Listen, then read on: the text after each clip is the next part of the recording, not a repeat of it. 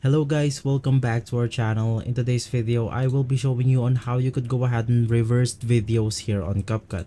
This is a step-by-step guide, so you should be able to follow easily. Now, I'm just gonna go ahead and add this random footage right here of people diving in the water. So I'm just gonna go ahead and play the video out for you guys first.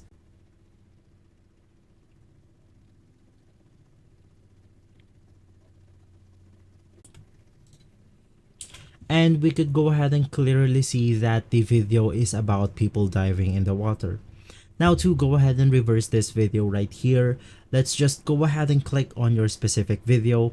In our case, it's the dive MP4.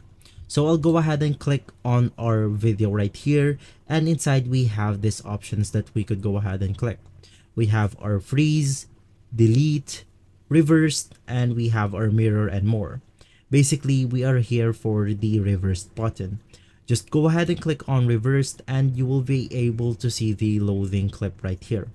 And I'm just gonna go ahead and play the video out once again, and then you will be able to see that the people are now diving out of the water. So guys, in that way you will be able to reverse your videos here on Capcut.